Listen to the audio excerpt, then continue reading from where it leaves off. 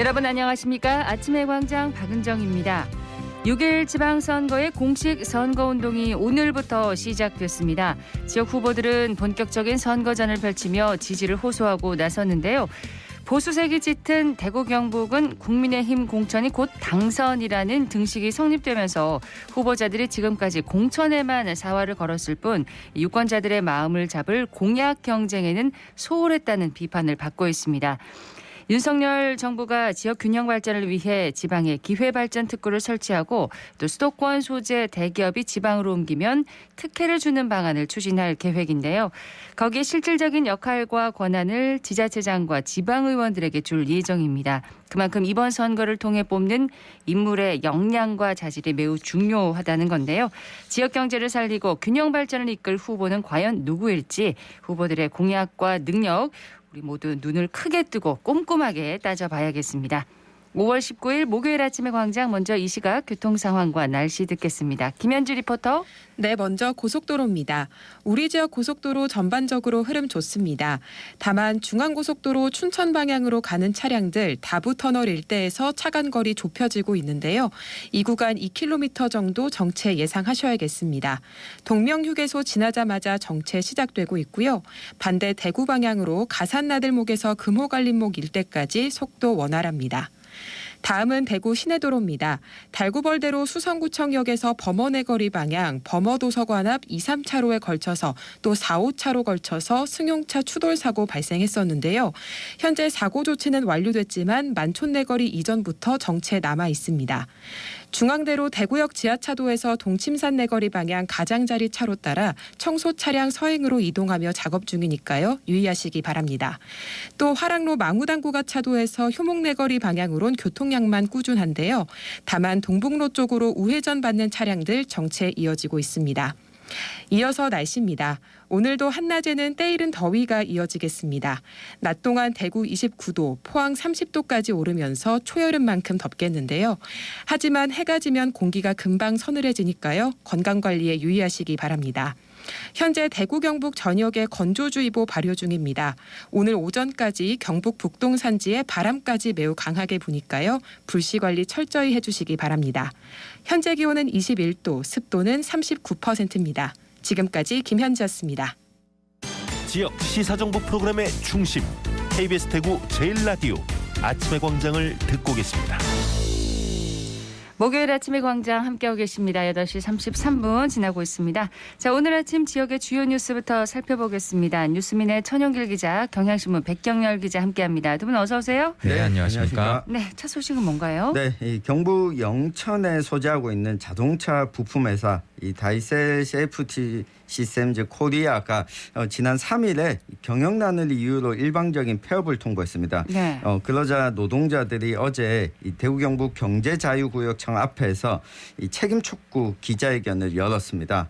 기업 특혜를 중단하고 이 산업 정책을 제대로 수립하라. 이 외투 기업의 이 먹튀 행각에 대응해달라 이런 요구들을 했습니다.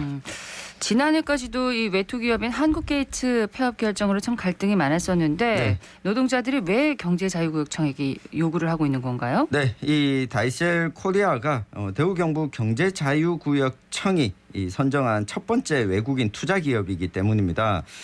노조에 따르면 2011년 당시에 경제자유구역 청장이 이 다이셀과 투자 양해각서를 체결하면서 이 양질의 일자리 창출을 통해 지역 경제 활성화에 크게 기여할 것이다 이렇게 밝히기도 했고 다이셀 코리아가 12,000여 평 부지에 대해서 10년간 무상임대, 이 법인세와 소득세도 3년 동안 면제받고 취득세도 입주 후에 15년 동안 면제받고 네. 여러 가지 이 혜택을 많이 받았었거든요.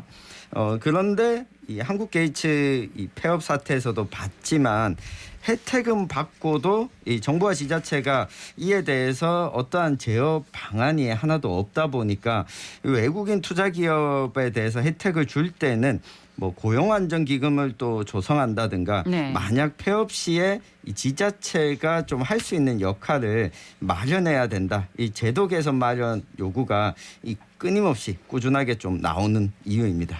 이게 뭐 제대로 된 대책이 마련되지 않으면 이 같은 일들이 계속 이어질 수 있을 것 같아요. 그렇습니다. 뭐 경영상의 이유로 이 폐업은 할 수 있으나 사실 혜택을 그만큼 줬다는 것은 그렇죠. 이 고용에 대한 책임도 져야 되는데 이 부분에 대해서 우리가 지금 이 다이셀 같은 경우에도 노동자 한 100여 명이 또 일자리를 잃게 됐거든요. 이 부분에 대한 제도 개선이 앞으로 좀 필요해 보입니다. 예. 다음 소식은 뭔가요? 네, 어제 이주톡에서 좀 살펴본 내용이죠. 그 5.18 민주화 운동을 알리려다가 간첩으로 몰려서 고문을 당한 이른바 그 둘의 사건 피고인에 대한 재심에서 무죄가 선고가 됐습니다. 그렇군요. 네, 대구지법 형사사비 11부는 그 어제 그 방공법과 개헌법 위반 등의 혐의로 기소된 그 서원배 씨 또 고 정상용 씨 등의 지금 5명에 대한 재심 선고 공판에서 무죄를 선고했는데요. 재판부는 이 두 법에 위반했다는 부분이 범죄가 되지 않고 증명을 할 수 없다 이렇게 판단을 했습니다.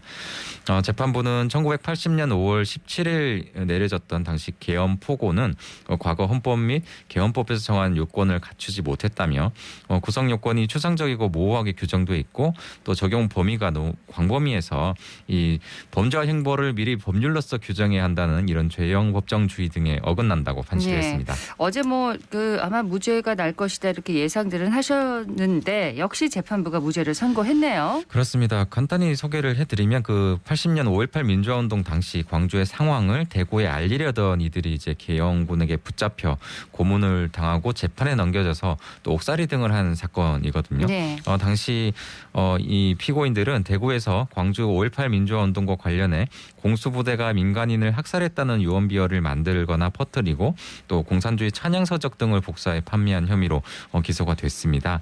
어제 판결 이후에 그 서원배 씨는 42년 만에 특히 5월 18일에 무죄를 선고받아서 이 후배와 동료들에게 조금이나마 미안한 마음을 덜게 됐다며 이번 판결이 광주만의 문제가 아니라 그 대구 사람들에게도 이 5.18이 2.28 민주운동이 좀 기반이 됐잖아요. 그렇죠. 그래서 2.28 민주운동의 정신을 이어받는 또 세계적으로 인정받는 그 5.18 민주화운동을 새삼 돌아보는 계기가 됐으면 한다고 소회를 밝혔습니다. 네. 어제 5.18 민주화운동 날이었는데 또 그날에 이런 무죄 선고가 나서 더 의미가 있는 것 같습니다. 그렇습니다. 예, 다음 소식 듣겠습니다. 네, 내일로 이제 자치경찰제가 대구 지역에 도입된 지 1년을 맞는데요. 대구시 자치경찰위원회가 지난해 5월 20일 출범 이후에 뭐 여러 가지 업무들을 했다 이렇게 밝혔습니다. 이 고위험 정신질환자 응급 입원 전담 의료기관을 지정하고 이 스마트 안심버스 승강장 설치 등을 이 성과로 제시했는데요. 뭐 또 한 가지 성과는 어쨌든 시민들이 직접 참여해서 자치경찰제 운용에 이 관여를 한 것입니다. 네. 특히 폴리스키즈에는 팀별로 뭐 3명에서 5명의 청소년이 총 10개 팀에서 참여하면서 학교 폭력이나 교통 등의 지역 치안에 관련된 문제를 찾아서 토론하고 이 대안을 제안하기도 했습니다. 지난해 1기에 이어서 올해 2기가 또 활동을 하고 있고요.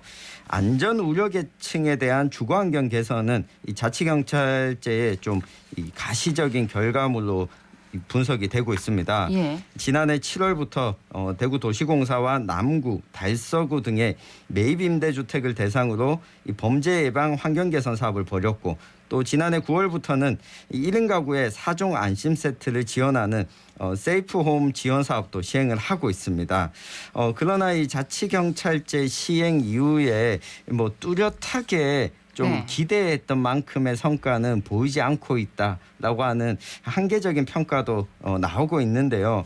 이 전국 시도 자치경찰위원장 협의회에서 이 자치경찰제를 좀 실질화하기 위해 국가경찰과 완벽한 이원화가 필요하다. 이런 강조의 목소리가 계속 나오고 있습니다. 이 대통령직 인수위도 15개 국정과제 중 하나로 자치경찰의 인사, 이 지휘권을 시도지사에게 이양해야 한다는 걸 또 제시하면서 윤석열 정부 하에서 이 자치경찰제가 더 강화될지 또 지켜봐야겠습니다. 소식을 하나 더 듣겠습니다. 네, 뭐 어제도 많이 더웠는데요. 대구시가 본격적인 여름 무더위를 앞두고 폭염 종합 대책을 올해도 마련했습니다. 그래서 20일부터 9월 말까지 4개월 정도 이제 추진을 하는데 일단 8개 구군과 합동 전단팀을 구성해서 폭염특보 발령 시 비상근무 체제를 유지하고 상황을 관리하기로 했습니다. 예. 그리고 폭염 피해를 줄이기 위해서 도심 내 52개 공공시설 옥상을 녹지로 가꾸고 도시숲을 조성하기로 했고요. 그늘막과 같은 그 폭염 피해를 줄이기 위한 시설도 확대를 합니다. 그리고 달구벌대로에 지금 그 도로 살수 장치가 돼 있잖아요. 예. 이게 폭염특보 시에는 하루 4회 가동을 하고 살수차도 30여 대 동원을 해서 수시로 물을 뿌려 더위를 식히기로 했습니다. 그리고 시설이 이용이 어려운 그 기초생활수급 대상자와 독거노인, 쪽방 주민 등 그 폭염 취약계층 14,000여 가구에는 선풍기와 냉풍기 등을 지원하기로 했는데 시민단체는 이 쪽방촌 등에 대한 이 폭염 취약계층 여기에 대한 대책을 좀 더 적극적으로 세우라고 요구를 하고 있는 상황입니다. 벌써 그렇게 됐군요. 네. 예, 폭염 대책을 세울 만큼 이제 날씨가 더워졌습니다. 지역 소식 여기까지 들었고요. 이슈 토크로 넘어가겠습니다. 오늘 짚어볼 이슈는 뭔가요? 네. 대구시가 유연탄을 주로 사용하는 염색산업단지를 수소에너지를 사용하는 친환경 탄소중립 산업단지로 조성할 계획을 밝혔습니다. 하지만 염색산단의 이전 필요성과 서대구 역세권 개발 상황을 감안하면 수소발전소 건설은 또 재고돼야 한다 이런 주장도 나오는데 네. 이 관련 내용을 한번 살펴보겠습니다. 자, 대구 염색산업단지의 친환경 탄소중립산업단지로의 전환. 이게 어떻게 추진하는 사업인지 사업 계획부터 좀 얘기를 해주세요. 네, 현재 그 열병합 발전소의 유연탄 발전 설비를 이 수소 기반한 발전 시스템 운영 체제로 이제 바꾸겠다. 이게 이번 사업의 핵심입니다. 그 염색산업단지 인근의 땅 5,000평 정도를 확보를 해서 이 100메가와트 규모의 수소 발전 시설을 만든다는 이 계획인데요. 대구시는 발전에 필요한 수소는 쓰레기 매립장에서 발생하는 메탄가스, 또 뭐 고형 폐기물 연료, SRF로 부르는데요. 예. 이러한 그 연료 등 지역 내에 이제 신재생 에너지원을 활용해서 생산하는 방안이 이제 검토되고 있습니다.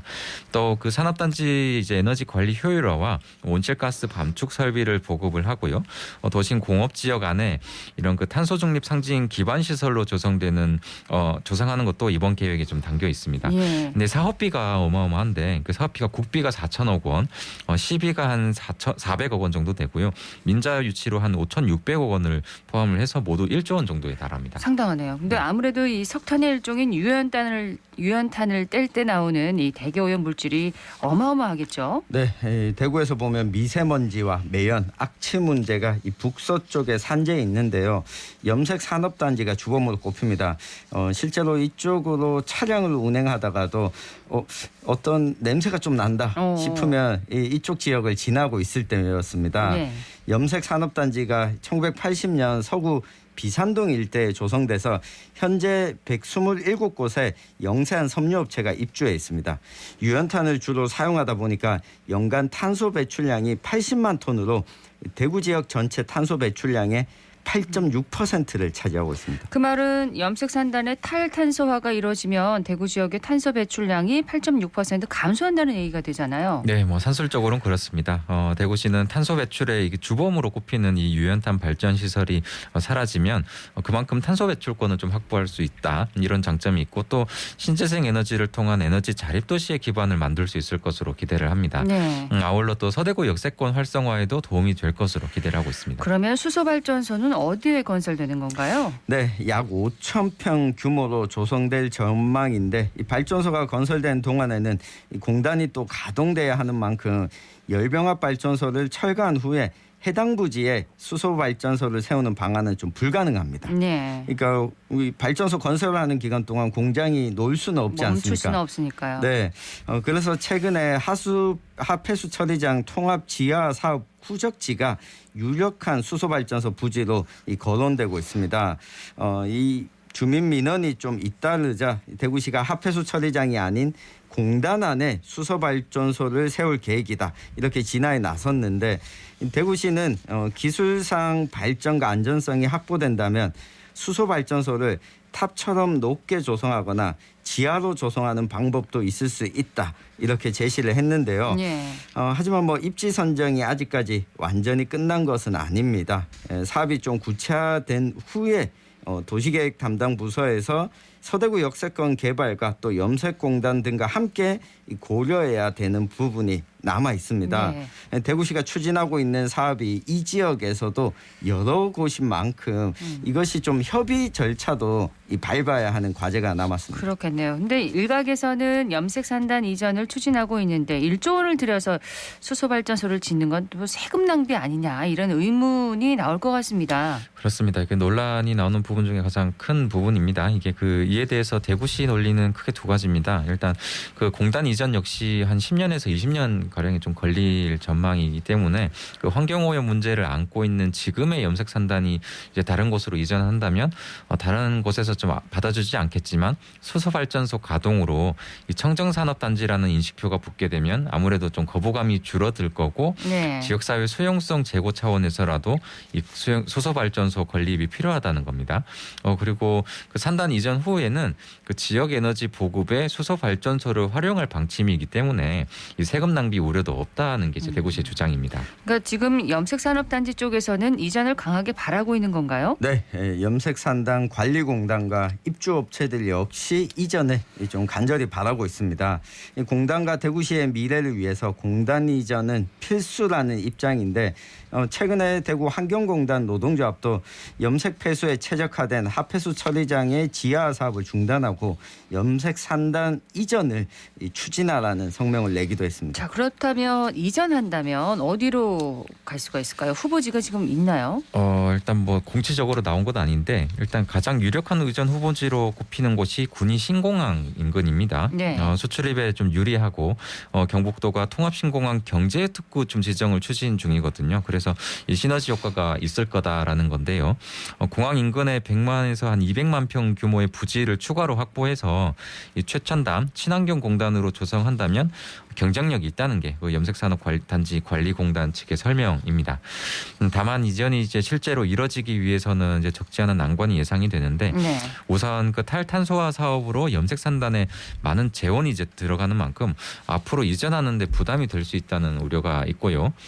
또 근본적으로 이 계획이 좀 이루어지기 위해서는 군위와의 구체적인 협의도 이루어져야 되는데 이게 좀 아직 없고 또 각계에서는 공단 이전의 필요성을 제기하고 있지만 군위군과는 아직 뭐 구체적인 논의가 없는 상황입니다. 네. 대구시와의 협의는 이제 대구시가 추진 중인 도심 산단의 탄소 중립 첨단 산업단지 전환 뭐 기본 계획 용역 결과에 따라서 또 좌우될 가능성이 큰데 해당 용역은 이런 수소 연료 단지 전환에 따른 비용 또 기대 효과 등을 담고 있어서 앞으로 이제 정책의 이전표가 될 전망입니다. 자, 이렇게 얘기를 들어보니까 염색산업단지의 첨단화를 놓고 대구시와 입주업체들 간에 미묘한 입장차가 좀 있는 것 같거든요. 네. 막대한 예산이 드는 사업인 만큼 지역 경제에 좀 도움이 되는 방향으로 협의가 잘 이루어지면 좋겠습니다. 네, 이 염색산업단지의 이전을 바라는 쪽에서는 지금 수소발전소를 짓겠다라고 하는 것은 이 우리 업체들 염색산업단지가 계속 여기 있는다라고 하는 것을 좀 강조하는 것으로 받아들이고 있는 겁니다. 네. 특히 역세권 일대가 급속히 이 도시화하고 있는 상황에서 이 도심 내에 수소발전소의 효용 가치가 얼마나 될지 의문이라는 목소리가 나오고 있습니다. 반면 대구시는 1조 원이 드는 이 사업이 윤석열 정부의 정책 과제로 채택된 만큼 아까 뭐 예산을 설명해 주셨는데 네. 사실 대구시가 시비로 부담하게 되는 비용은 5% 정도고 나머지는 이 국비와 민자 사업이다 보니까 이런 사업을 대구시 입장에서 포기할 수 놓칠 없다라고 수가 하는 없다. 겁니다. 예. 게다가 이 수소발전소와 관련해서 대규모 사례는 이 대구가 첫 시도인데 그렇다면 대구시가 좀 여러 가지 이점을 안을 수 있지 않겠냐라는 겁니다. 네. 근데 뭐 물론 지금 뭐 경제적인 측면에서도 좀 화석연료보다 떨어진다라고 하는 지적도 나오고 있거든요. 1조 원을 들여서 건설해 놓고 무용지물이 돼서는 안 되기 되죠. 때문에 시간이 좀 걸리더라도 사전에 꼼꼼하게 따져봐야지만 이 갈등의 요소들이 이후에 줄어들 수 있지 않을까 싶습니다. 예. 네, 맞습니다. 결국 핵심은 이게 염색산단 이전이 추진되는 상황에서 이 첨단하는 게 맞느냐는 거거든요. 1조 원이나 들이는데 이 사업의 성공을 뭐 좀 보장할 수 없다는 것도 좀 우려되는 부분입니다. 심지어 이게 염색산단의 탈탄소화를 놓고 대구시 내부에서조차도 좀 우려의 목소리가 적지 않은 상황이라고 하는데요. 대구시에서도요? 네, 그 대구시 일각에서는 그 2030년까지 소소발전소 건립을 마무리해야 할 계획이지만 이 도심에 짓게 되면 아무래도 지역민 반발 등 또 각종 변수로 인해서 사업이 좀 장기화될 우려가 있다고 전제를 했습니다. 또 그 염색산단이 이전할 경우 건립 목적과 맞지 않게 소소발전소를 좀 이용을 해야 되고 네. 장기적 도시 계획 없이 예산 따오기식으로 좀 사업을 추진했다는 비난도 피할 수 없게 될 가능성도 있다. 이렇게 밝혔거든요. 또 업종 변경이나 대기 오염 방지, 또 연료 전환 등 땜지식 사업을 지속하기보다는 지금부터라도 근본적 문제 해결을 위해서 이 염색산단 이전을 본격 추진할 필요도 있다. 이런 의견도 있습니다. 네. 서대구 수소발전소 건설을 놓고 논란이 일고 있다는 내용 짚어봤습니다. 뉴스민의 천영길 기자, 경향신문 백경렬 기자였습니다. 고맙습니다. 네, 고맙습니다. 고맙습니다.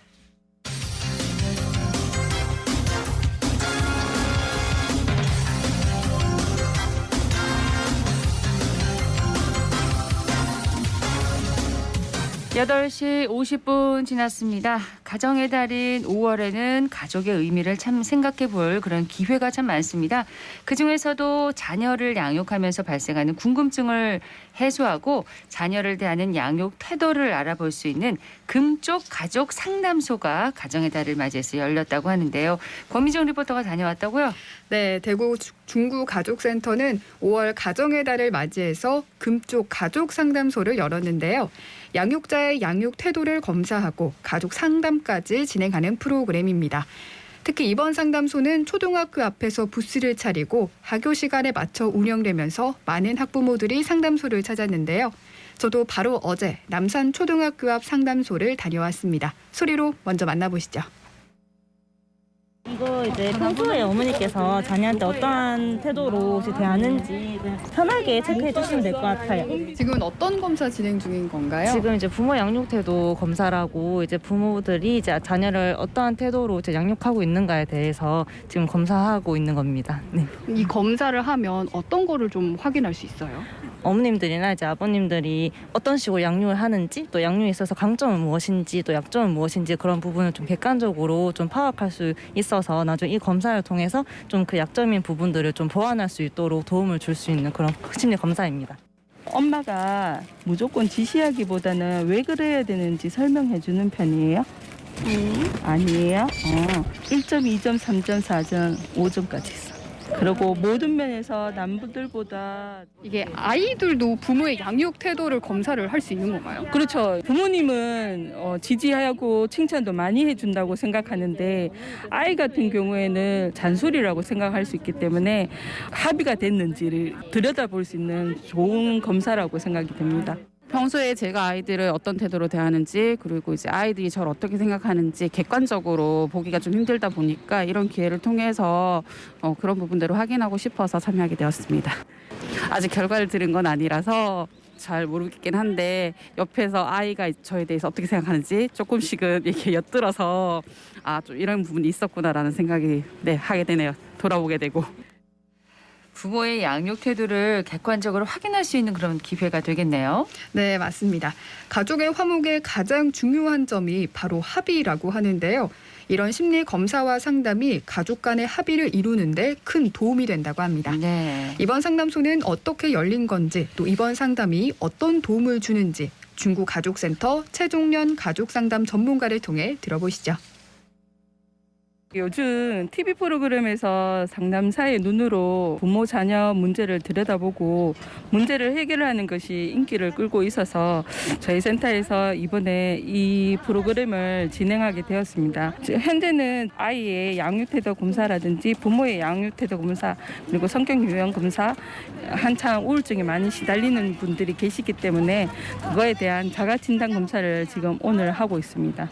아이를 하고 양육 태도에 대한 방식을 서로 합의를 해서 아이가 동조를 했는지 그런 거와 부부 간에도 서로 간의 방식에 대해서 합의해서 한다면 화목한 가정이 되지 않을까 생각하고 있습니다. 저희 이 상담을 통해서 본인이 합의하지 않고 어느 정도로 간섭하고 있는지를 알게 된다면은 한 발 물러나서 서로 조율하는 과정이 있지 않을까 생각됩니다. 방송 들으시고 금쪽 가족 상담 나도 받아보고 싶다 하시는 분들 계실 것 같은데요. 기회가 또 있나요? 네, 중국 가족센터를 방문하면 양육태도 검사와 상담을 동일하게 받을 수 있는데요.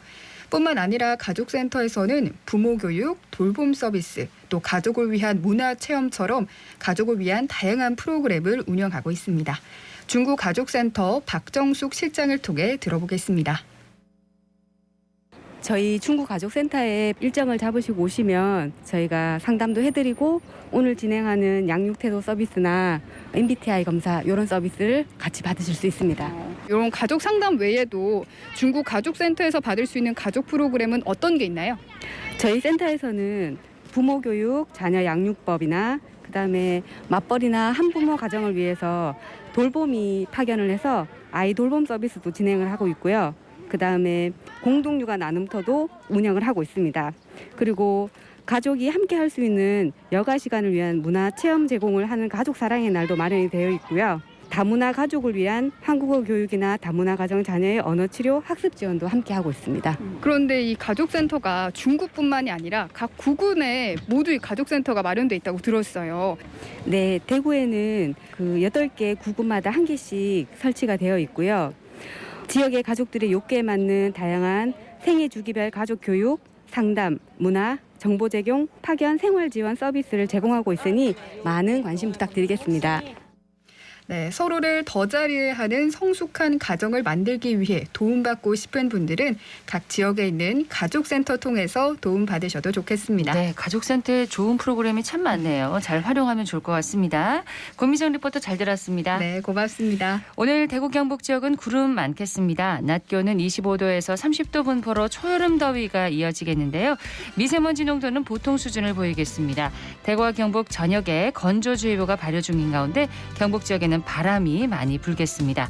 아침의 광장 오늘 순서 여기까지입니다. 박은정이었습니다. 고맙습니다.